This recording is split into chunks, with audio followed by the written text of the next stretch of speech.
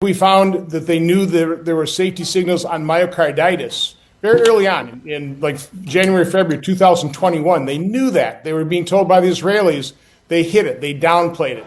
Now we also know through documentation that they also were receiving a signal with the bivalent boosters in late 2022, safety signal repeatedly, week after week after week after week for ischemic stroke for people over 65.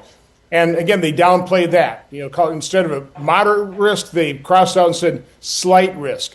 They were reminding themselves that, remember, the administration wants to really push these bivalent boosters. Keep that in mind as we decide what we're going to warn the American public about the dangers of these shots. But just let me go on a little bit longer.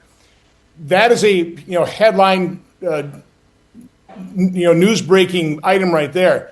But the most important part of what we're revealing in this letter to Bobby Kennedy is that the CDC, FDA also were fully aware of the phenomenon of masking in their empirical Bayesian analysis.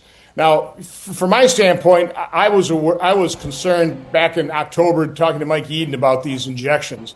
But early on in March and April, because I was concerned, I was following VAERS was screaming at us.